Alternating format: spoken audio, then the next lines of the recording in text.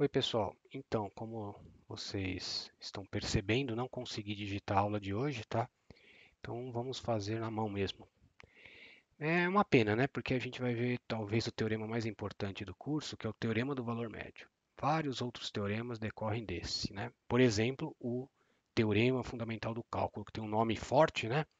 Mas na verdade ele é consequência do teorema do valor médio.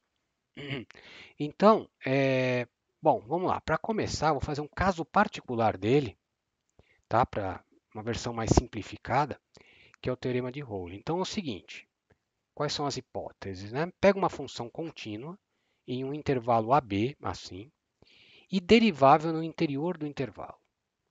Ou seja, ela tem que ser contínua no intervalo inteiro e derivável no interior, tá? Pode ser derivável em A, em B também, tudo bem, não tem problema, mas o importante é que seja derivado no interior pelo menos, tá? Isso é para você ter mais funções que satisfazem isso aqui. Por exemplo, você pode ter uma função, né, a parte de cima do círculo, vai. A gente sabe que não tem derivada em A e em B aqui, porque a reta tangente é vertical. Mas ela é contínua, nos outros tem derivada e é contínua em tudo. Então, legal, pode aplicar o teorema. Então, isso é bom. Isso faz com que você possa aplicar o teorema em mais funções, tá? Então, e além disso, supõe que o f de A é igual ao f de B. Ou seja, estão na mesma altura aqui, ó, o f de A e o f de B na mesma altura, o fim e o começo, tá? Então existe pelo menos um C no interior de AB, tal que a derivada se anula. Nesse meu desenho, ó, tem dois, na verdade, tem esse C aqui que a derivada se anula também, ó, esse C aqui. Eu desenhei dois de propósito para vocês não pensarem que é único. Existe pelo menos, quando você fala em matemática, existe C, não quer dizer que é único. Existe pelo menos um C em AB, tal que a derivada se anula, tá? Na verdade, pode ser que você tenha um só, né? Se lembra do círculo que eu acabei de desenhar? Supõe que seja assim, você só vai ter um, tá? Então depende. Você garante um, pelo menos um, tá? Então vamos demonstrar esse teorema porque ele é bem importante. Mas antes de demonstrar, vamos lembrar uma coisa da aula passada. Lembra? Função contínua em AB. O que você sabe sobre ela? Possui ponto de máximo e ponto de mínimo. E o que você sabe também da aula passada? Que se o ponto de máximo ou ponto de mínimo estiver no interior do intervalo de uma função derivável, a derivada se anula. Certo? Então, basicamente é isso. A gente vai tentar mostrar que essa função tem ponto de máximo e de mínimo. Você sabe que tem por Weierstrass. Mas a gente vai tentar mostrar que esse máximo e mínimo ocorre no interior para garantir que a derivada é zero. Certo? Então, esse vai ser o esquema da demonstração. Então, tá aqui, ó. Como eu disse, como f é contínuo em AB, f assume valor máximo e valor mínimo, emão e eminho, respectivamente. É o teorema de Weierstrass que eu mencionei. Agora vamos dividir em dois casos. O caso 1, que é o mais fácil. Tanto o máximo quanto o mínimo são atingidos nos extremos do intervalo, ou seja, um é em A e outro em B, tá? Só que, como você tem que o f de A é igual ao f de B, está aqui, um atinge o máximo e o outro atinge o mínimo, então você tem que ter emão igual a eminho. Agora, o que acontece quando emão é igual a eminho? Quando o máximo é igual ao mínimo? Bom, a única função que o máximo é igual ao mínimo é a função constante, certo? E se a função é constante, a derivada é zero em qualquer ponto, em qualquer um. Então eu pego qualquer um como C. Esse aqui vai ter infinito C, tal que a derivada é zero, porque a função é constante.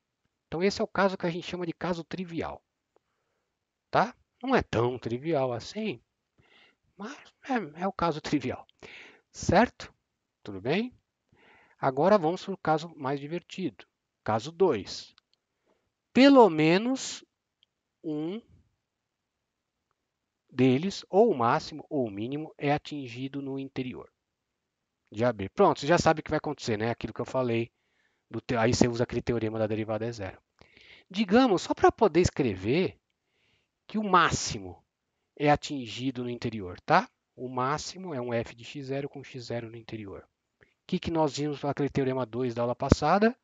x0 é ponto de máximo de f no interior do intervalo. E a gente sabe que um ponto de máximo no interior de um intervalo é o teorema 2 da aula passada, tá? Tem derivada zero. Então eu pego C como ele, tá? Ah, e se o mínimo fosse no interior também? Beleza, C ia ter 2. Ia ter 2 Cs aí. Tudo bem, igual aqui. O máximo e o mínimo estão no interior. Percebe, gente? Então, não é um teorema complicado, mas usa bastante coisa. Na verdade, nós usamos dois teoremas da aula passada, o Weierstrass e o teorema 2. Tá? Então, moral da história. Se você tem uma função contínua, derivável, que o f de A é igual a f de B, pelo menos um ponto, a derivada é zero. Como que a gente interpreta isso? Vamos pensar em cinemática. Né? Suponha que o y seja o espaço e o x o tempo. Né? Então, o que significa o f de A igual a f de B? O S de A ou S de B? Pensa no movimento retilíneo. O cara saiu de um ponto aqui, né, no instante A, e voltou para o mesmo ponto no instante B. Então, em algum momento, a derivada se anula. Qual que é a derivada do espaço em relação ao tempo? Velocidade. Então, em algum momento, ele parou. Claro, né, se você sai de um ponto no movimento retilíneo e vai voltar para o mesmo ponto, bom, para o mesmo, né, retilíneo, que é difícil seguir a reta, você vai ter que parar. Tá? Isso, claro, se o movimento não for um movimento suave, né, não for um movimento brusco. Então, aí que entra o fato da função ser contínua, derivável e tal. Claro que você pode ir e voltar sem derivada se anular, formando um bico. Claro, mas aí não é uma função derivável. Tá? Então, se a função for bem comportada, em algum momento você para. Tá? É essa interpretação, digamos, mais cinemática desse teorema. Então tá provado. Agora, como eu disse, ele é um caso particular do TVM, que é o mais importante. Tá aqui. Ficou meio torto o meu gráfico, peço desculpas, aqui não vai dar para ver tudo. Vou diminuir o zoom aqui só para tentar ver tudo. Então, olha só. Pega uma função contínua, são quase as mesmas hipóteses. Pega uma função contínua em AB, derivável no interior, até aqui é igual. Tá? Só que eu não vou exigir que o f de A seja igual ao f de B. Pode ser alturas diferentes, não tem problema. Então, olha só, existe um C em AB, tal que a derivada em C é f de B menos f de A, B menos A. Tá? Então, olha só, antes de demonstrar, vamos interpretar. Olha só, o que é essa coisa? F de B menos f de A, B menos A. É o coeficiente angular da reta que une os pontos AF de A, isso aqui é o F de A, BF de B, certo? E esse cara aqui é o coeficiente angular da reta que une os pontos AF de A, BF de B. Essa reta secante aqui, certo? E o que é a derivada em C? Num certo C, derivada é a reta, coeficiente angular da reta tangente. Então, o que diz esse teorema é que em algum instante C aqui, em algum ponto C, a reta tangente é paralela a essa reta secante que une A e B. Legal, né? Mesmo coeficiente angular. Se você pensar naquela coisa de cinemática, que aqui é espaço em relação ao tempo, né? Isso aqui é a velocidade média. Isso aqui é a velocidade instantânea. Então, em algum instante C, a velocidade instantânea vai ser igual à média que você fez o percurso. Bem legal, né? A velocidade instantânea é igual à média do percurso. Tá, então é isso. Vamos demonstrar. A demonstração é meio que um truquezinho. A gente vai tentar trazer para o teorema de Rowley. Criar uma outra função que tenha g de A igual a g de B, aplicar o teorema de Rowley e ver o que dá com a derivada. Então, olha só. Defina essa função g de x igual a f de x menos isso aqui. Vou deixar para vocês se convencerem. Na verdade, essa função é a diferença entre a função f mesmo e essa reta.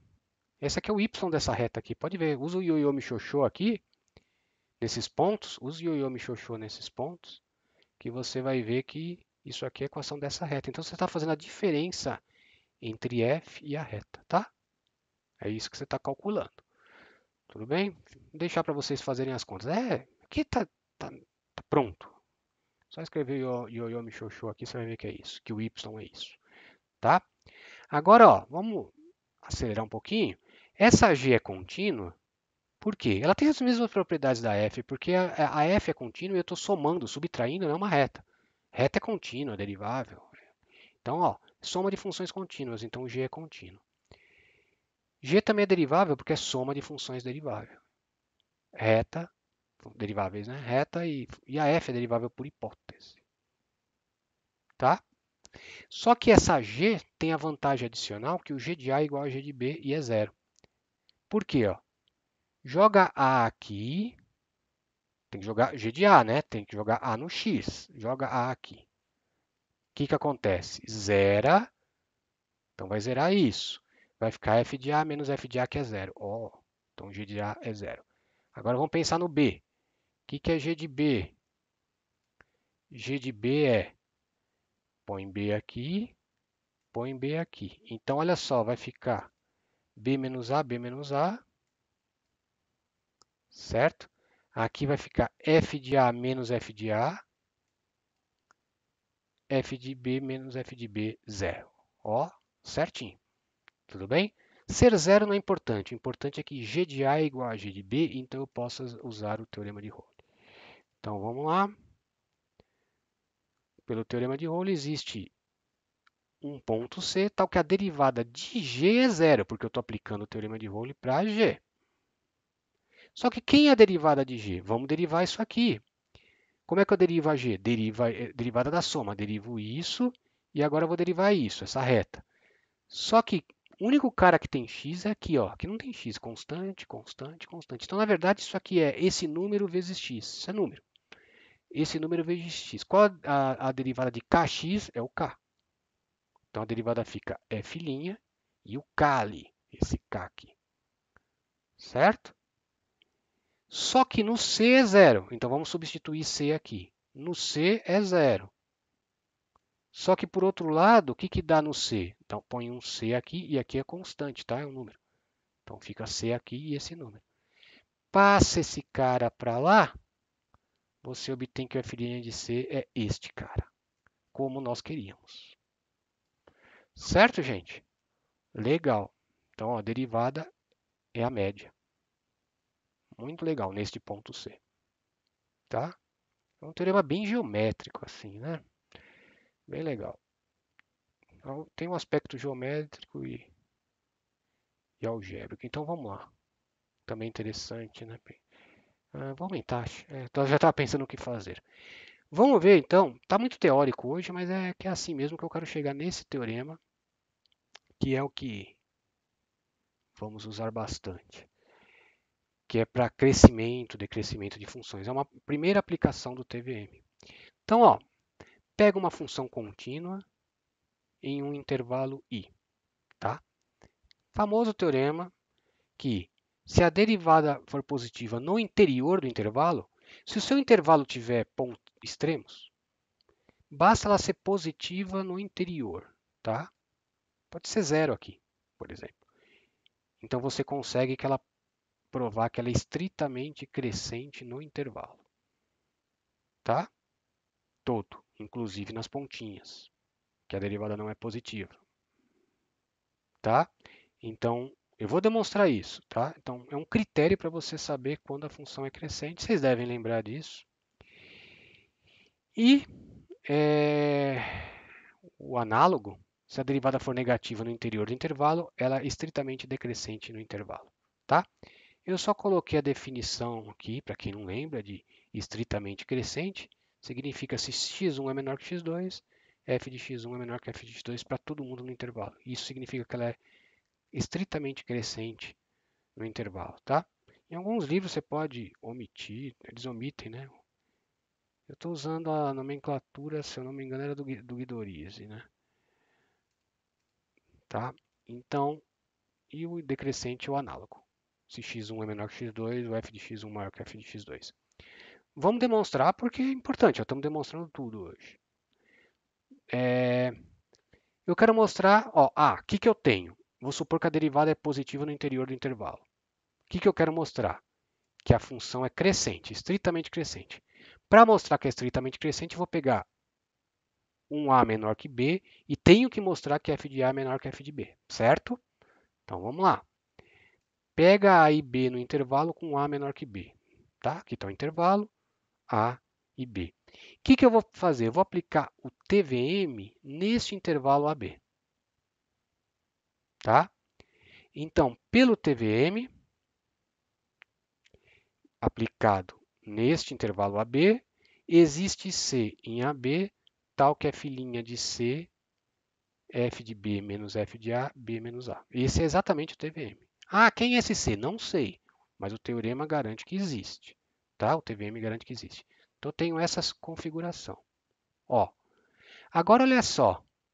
Como o C está no interior de AB e o AB está dentro de I, o C está no interior de I. Isso é importante. Por que é importante o C estar no interior de I? Né? Não tem como ele vir para cá, ele está no meio dos dois, os dois estão dentro do I, ele está aqui. Por que é importante? Por causa disso. Eu concluo que a derivada é positiva, porque esse fato da derivada ser positiva é só no interior de I. É um detalhezinho, mas é importante. Então, ó, como C está no AB, C está no interior de I, foi o que eu falei.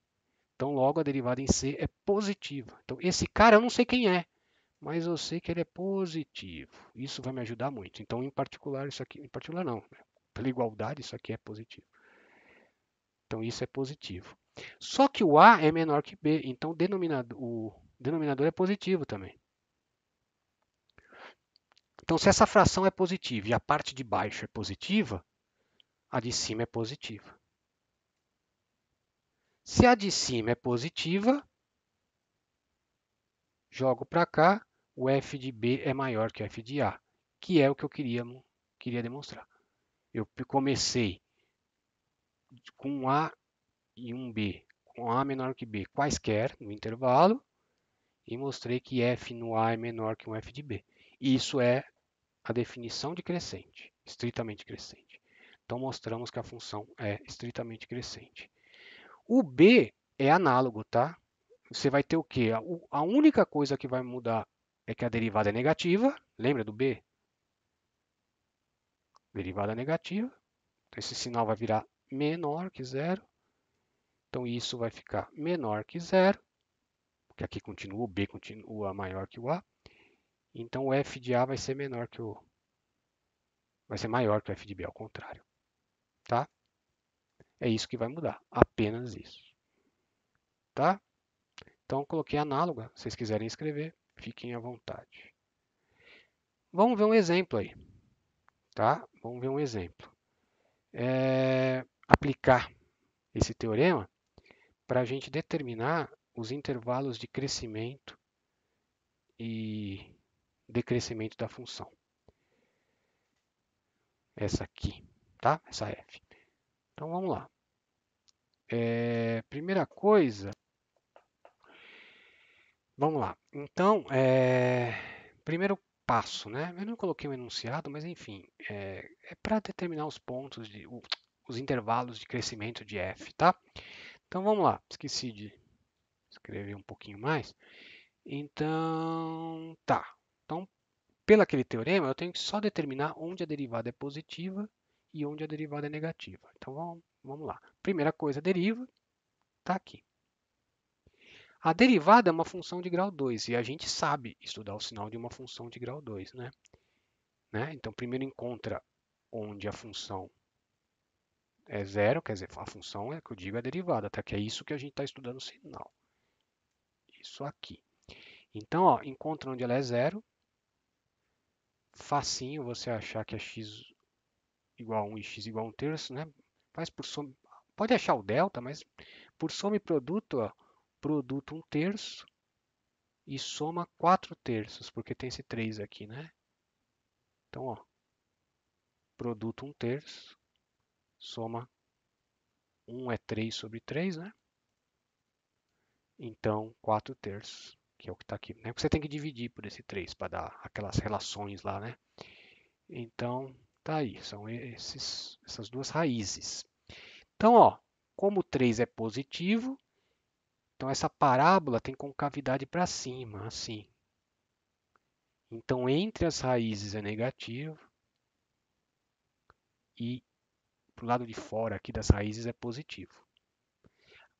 Esse esqueminha é meio consagrado, então eu fiz assim, ó. Aqui é a função, né, que dá a derivada.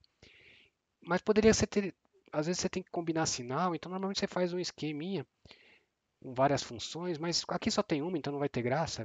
Claro que o sinal da derivada é o mesmo desse, então é só repetir, tá? No próximo vocês vão ver que vai ter que fazer uma combinação. Então, ó, a derivada é positiva até 1/3. Entre 1/3 e 1 ela é negativa e após 1 ela é zero, ela é positiva também. Ela é zero aqui, né, nesses dois pontos, tá? A derivada é zero. Então, por aquele teorema, onde a derivada é positiva, a função cresce. Onde a derivada é negativa, a função decresce. Onde a derivada é positiva, a função cresce. Então, esses são os intervalos de crescimento, tá? Então, como é que fica a resposta? Toma cuidado. A derivada é positiva aqui, aqui ela é zero. Mas lembra, basta ela ser positiva no interior do intervalo que ela cresce no intervalo inteiro. Então, eu posso colocar fechado aqui o intervalo de crescimento. Então, ó, por isso que eu coloquei aqui. Ela é estritamente crescente em menos infinito até 1/3, pode fechar, porque aqui no interior ela é positiva, então ela cresce até aqui. E também, mesma coisa, mesmo raciocínio no 1, crescente também de 1 até infinito. E ela é estritamente decrescente de 1/3 até 1, tá? Muita gente acha estranho. Ah, mas como é que ela é crescente no 1/3 e decrescente no 1/3? Isso não existe. Não existe uma função crescente num ponto. Ser crescente e decrescente é coisa de intervalo. Nesse intervalo ela cresce, inclusive até 1/3. Nesse intervalo ela decresce de 1/3 em diante. Daqui até aqui ela vai decrescer. Tá? É coisa de intervalo, não de ponto. Não existe a função acrescente e decrescente aqui. Não. Crescente aqui, decrescente aqui, tá? Fazendo um desenho, ela vai ficar mais ou menos assim, ó. Porque ela vai para mais infinito no mais infinito, menos infinito no menos infinito, porque é potência ímpar, né? Então ela vai menos infinito, cresce até 1/3, ó. Depois decresce até 1, depois volta a crescer. Aí eu calculei o f de 1 para saber se ela decresce para cá ou decresce, né, aqui a altura. Aí o f de 1 deu 1, claro, só jogar aqui. Então é uma função assim.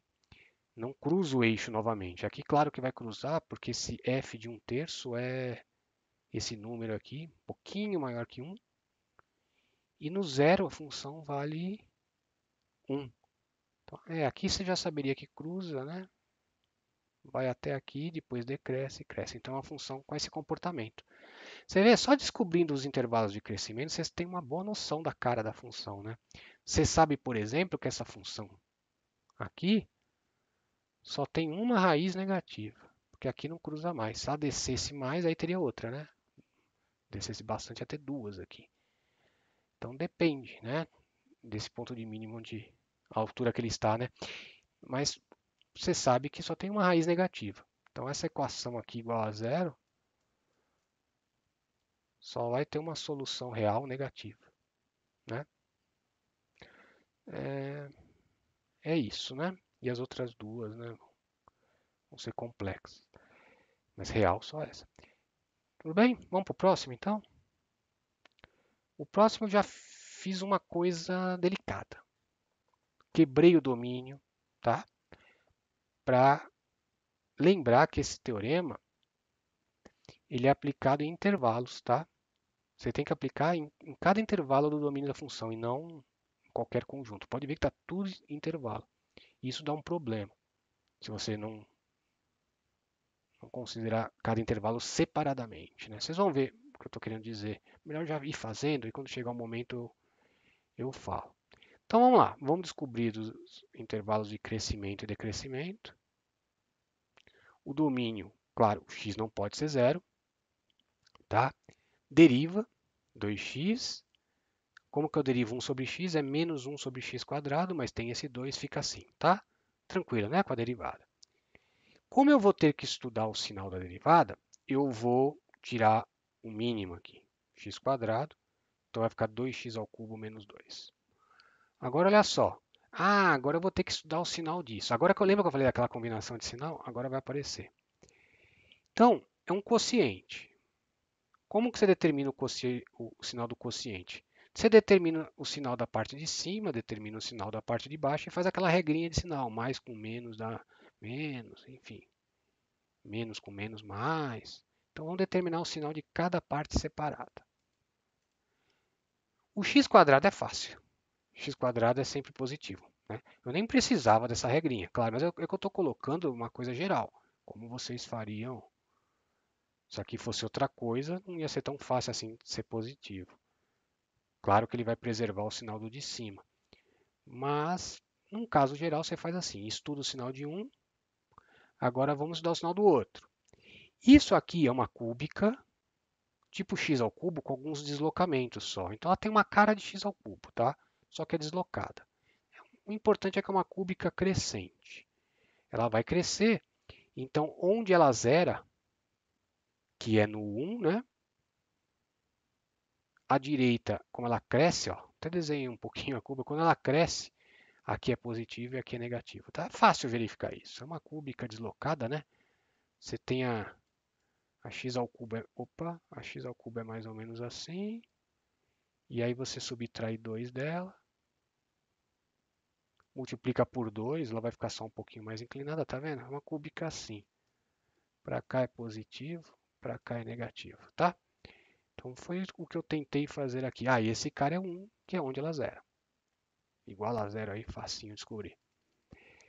Ah, tá, vamos lá. Agora, fazendo a combinação de sinal, claro que vai valer o sinal da de cima, né? Mas aqui poderia mudar de sinal também, você faz combinação de sinal. Menos com mais, menos, menos com menos, mais com mais. Pronto. Então, ó, a derivada é negativa no intervalo até zero. Lembra que o zero não está no domínio. Isto não é um intervalo. Isto não é um intervalo. Então, a derivada é negativa neste intervalo e a derivada é negativa também neste intervalo. E ela é positiva nesse intervalo aqui, de 1 em diante. Então, aquele teorema permite você concluir o quê? Que ela decresce neste intervalo, ela decresce nesse intervalo e ela cresce nesse intervalo. Perceba a sutileza aqui. O teorema não permite que você conclua que ela decresce em tudo, porque isso não é um intervalo. Então, em cada intervalo ela decresce. Pode ser que ela decresça em todo esse conjunto. Pode ser. Mas o teorema não garante. Você vai ter que analisar isso separadamente, se for pedido, né? Então, o que o teorema garante é que ela decresce nesse intervalo e também decresce nesse intervalo. Mas a relação entre eles, ela poderia decrescer assim, aqui, porque tem um buraco aqui. Aí no zero ela decresce assim, ó, daqui até que ela cresceu. Que se eu não me engano é exatamente o que acontece, tá? Depois a gente vê isso. Então, como que eu dou a resposta? F é estritamente decrescente aqui. Ah, eu não podia fechar? Agora não pode porque o zero não existe para essa função. Não está no domínio. Tá? Então o zero não tem. A função não enxerga o zero. Então aqui tem que deixar aberto. E decrescente aqui. Aqui no 1 a função existe. Então eu posso fechar. Então é decrescente aqui. E ela é crescente de 1 em diante. Tá? No 1 e no 1 aqui, né? É aquela mesma polêmica do anterior. Ah, ela decresce e cresce. Não. Ela decresce aqui. Inclusive, ela. Isso, decresce aqui, inclusive até 1. Depois decresce a partir do 1. Tá? São intervalos diferentes. Não existe essa coisa de decresce e cresce no ponto, tá? É, se você for ver a cara da função, eu coloquei aqui, deixa eu diminuir o zoom. Ó, primeiro eu calculei os limites, são todos os limites fáceis, tá? No infinito vai para infinito, no zero mais, né? No zero menos aqui, isso é zero, isso é menos infinito, então decresce até menos infinito, tá? Ó, então eu fiz os desenhinhos, tá? Depois vocês confiram os limites, até é direto, tá? Zero menos é menos infinito. Quando é zero mais, significa que isso é grande em módulo e também positivo, então vai para mais infinito. Então é assim. Aí a função, ó, decresce até o zero e calculei o limite. Pois decresce até 1, aí eu calculei o f de 1. O f de 1, cadê a função? Ó? O f de 1 é 1 mais 2, que é 3. Então esse cara eu não coloquei, mas esse cara é o 3, que é positivo. Então ela não vem até aqui, tá? Mesma coisa que aconteceu com a outra. Depois ela volta a crescer. Então é bom calcular o valor desses mínimos ou máximo para locais, né? Para você saber se está para cima. Claro que isso muda muito a cara do gráfico. Mas não era importante. A gente vai dar um enfoque grande em gráficos, mas daqui a pouco, tá? O importante, vamos primeiro aprender o crescimento, tá? Aqui eu fiz uma concavidade para cima, concavidade para baixo, mas a gente não sabe calcular ainda, tá? A gente vai ver depois isso aí. O importante é o crescimento só, tá? Decresce, decresce e cresce. Perceba que ela não decresce como um todo até 1. Isso é importantíssimo. Isso é importantíssimo. Você não pode falar que ela é decrescente de menos infinito até 1. Não é. Daqui até aqui ela cresceu. Ah, então o teorema está errado? Não, o teorema não está errado. O teorema é aplicado em intervalos. Então, nesse intervalo, você aplica o teorema, decresce. Nesse intervalo, você aplica o teorema, decresce. Mas ele não garante o que acontece quando você junta esses dois, porque isso aqui não é um intervalo. Percebeu? Então, a maioria dos teoremas do cálculo é só aplicados em intervalos. Tudo bem, gente? Então é isso. Eu tinha mais uma coisa, como vocês podem perceber, mas eu vou fazer separado. Tá? Para não ficar muito longo isso aqui. É mais um exercício da lista, que eu acho bem legal, mas eu vou fazer depois, tá? Então, aguardem a segunda parte, que vai ser bem curtinha, só mais um exercício, mas eu vou fazer depois para não ficar grande. Então tá. Então é isso, até a próxima.